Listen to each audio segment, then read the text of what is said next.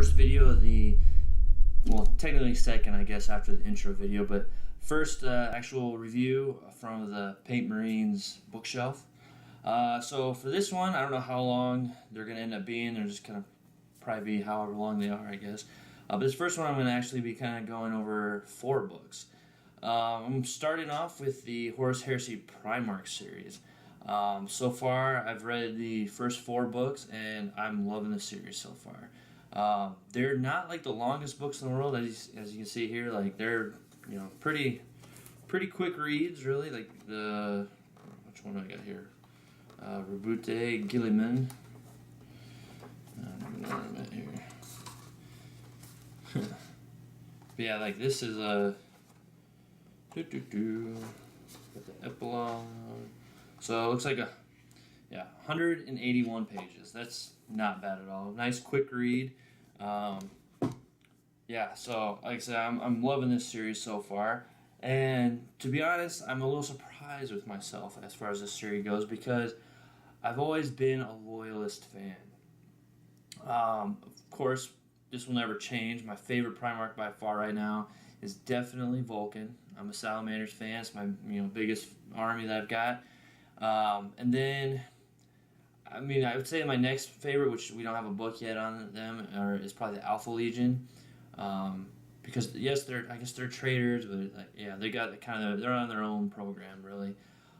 So I'm definitely looking forward to Vulcan's book as well as the book for Alpha Legion.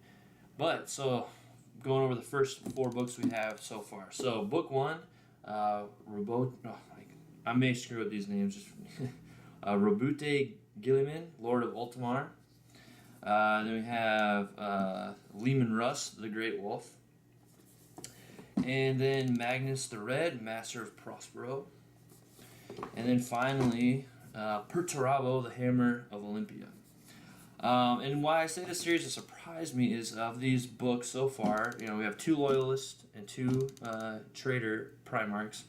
And I've really enjoyed the 2 Traitor Primarchs so far, more so than the other 2 books. Now, I've enjoyed them all, but I don't know, these other ones, I was surprised, and so much in the Perturabo book where I was actually kind of like, you know what?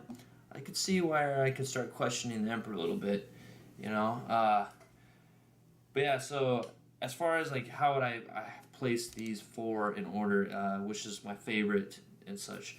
So I'd have to say Magnus the Red. I definitely was my favorite of them so far. And then Perturabo, followed by everybody's favorite Daddy Smurf, Rouboute, and then finally Leman Russ. So why did I choose those? Well, again, I guess because I really haven't dug so much into the Traitor Legions so much that I just really enjoyed reading Magnus the Red, and the story was just very interesting, and how all is dust, and they really kind of go into there, and how they're such powerful psychers, and how these, I guess you could warp demons, creatures, whatever, just really are calling and pulling at the Legion as a whole, really, not just Magnus, and that power from the warp really being very tempting, but just the Legion as a whole, they call them they're, the Legion are their sons, and you can really see that through how, being the sons of Magnus, it really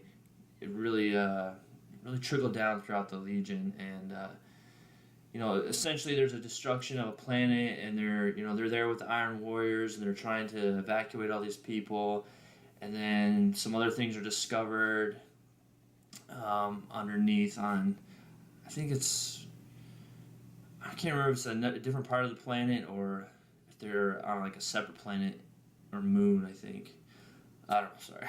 It was a while ago since I read that one, but anyway, they discover an old Terran colony ship, and so they kind of go investigate that, and the book kind of really ends on a cliffhanger, which was kind of unfortunate because something happens, and then it's kind of the book is kind of done, and it's just so, but yeah, so I really enjoyed that a ton. So the next, Perturabo. I really like this one. This one definitely dives into his earlier years a little bit more and kind of does this back and forth of him on a campaign. I can't remember the aliens they're fighting now. Oh. But, yeah.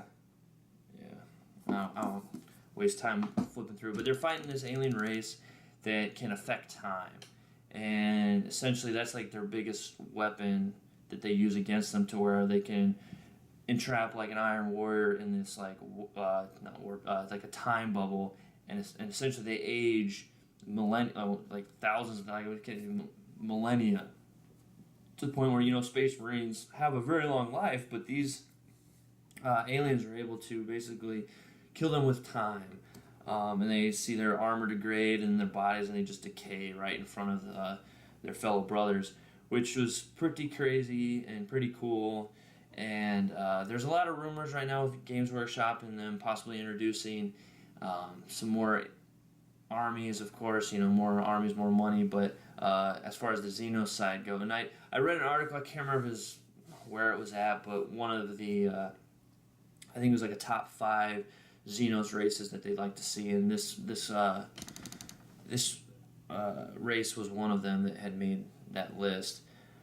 But yeah, so it kind of goes, like I said, it goes back and forth between kind of when he was first discovered on Olympia, and then how he tried to bring the whole planet together and his whole plan of unity with that. And then it goes to his campaign and kind of his struggles between feeling like the Emperor basically favored his other brothers over him, and so he was always kind of trying to overcompensate and push the envelope and sacrifice so much, and instead of like doing things necessarily, I don't know if it's the right way, but I don't know, maybe the more tactful way, or yeah, I don't know. He always would see the way they would take the most brute force and just dive into it, just full force into it, whether it was easy or hard, and then just not give up and just keep going. Just like they're supposed to be the great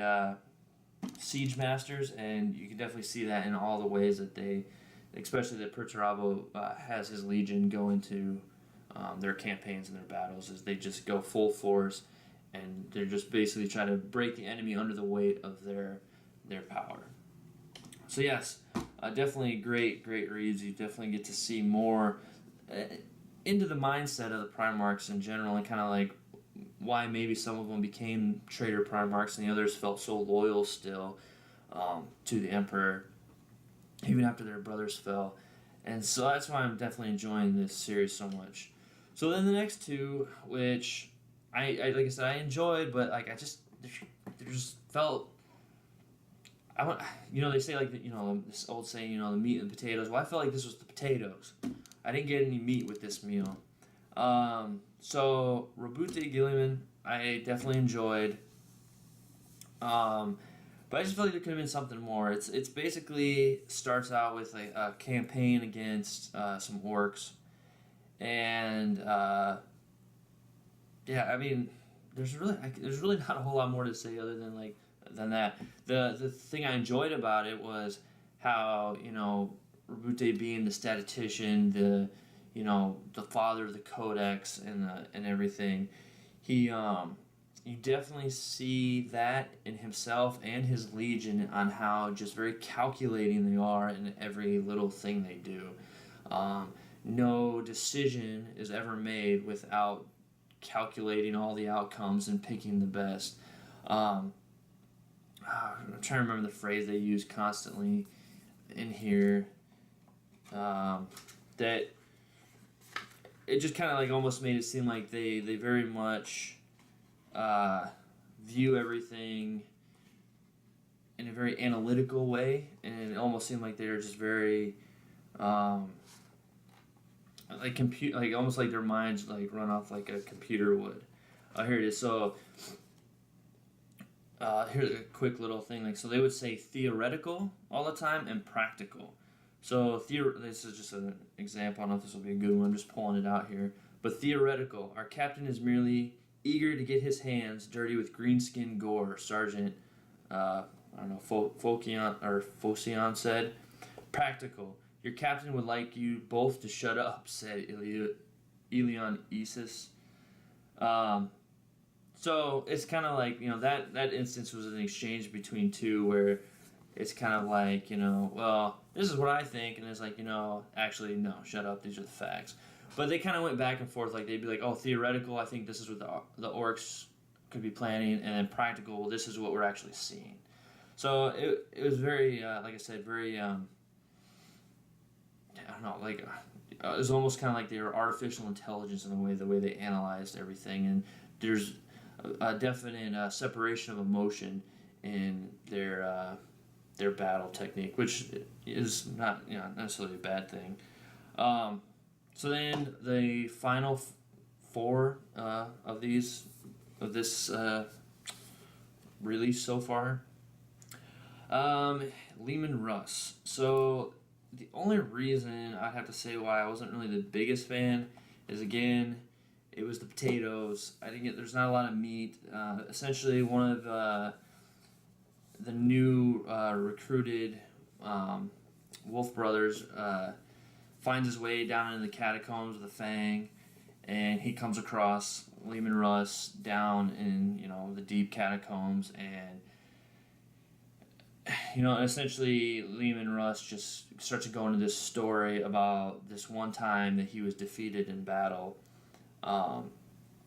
and it goes into essentially kind of how the Dark Angels and the Space Wolves just have like this, constant one-upsmanship, if you will. How they're always competing against each other, and there's just like this general disdain for one another. Like they just don't really like, they're brothers, but like anything else in any family, like brothers are gonna fight. So I mean, like I said, unfortunately, like those last two, I can't really say much more than what I said. They're good reads. I definitely would suggest them just because it's a series as a whole. It's great.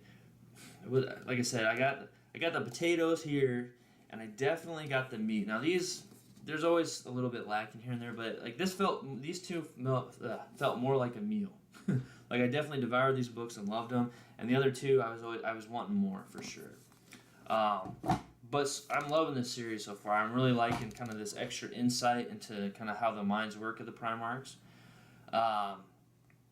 So the next books that are coming out for the Primarch series is what's his name, Logar for the Word Bearers, and then after that it's Fulgrim of the Emperor's Children.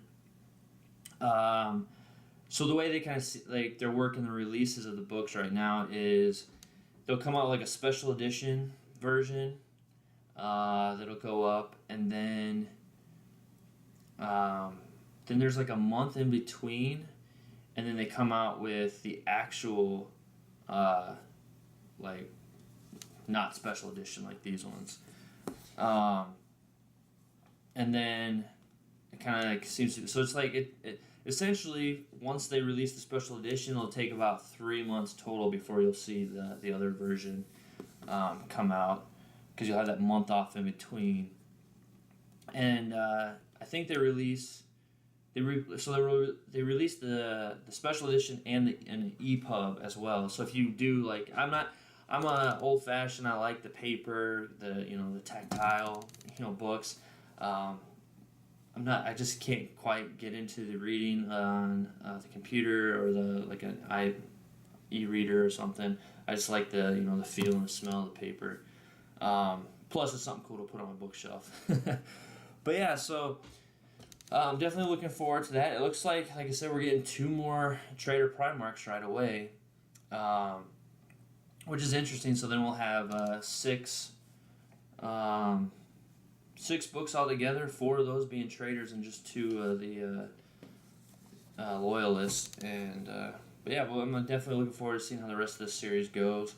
Obviously, you can just buy one book if your favorite Primarch comes out, and you don't necessarily have to read the rest. But like I said, I'm really enjoying. I'm glad that I've decided to read them all and not just wait for Vulcan or Alfarius for their books to come out, because it definitely gives a great insight to these other legions. And like I said, now I'm like I kind of have a soft spot a little bit for some of the traitor legions. You know, the taint of chaos is maybe seeping in a little bit, but yeah, I definitely suggest them, and you know, I look forward to reading the rest. All right, well, until next time.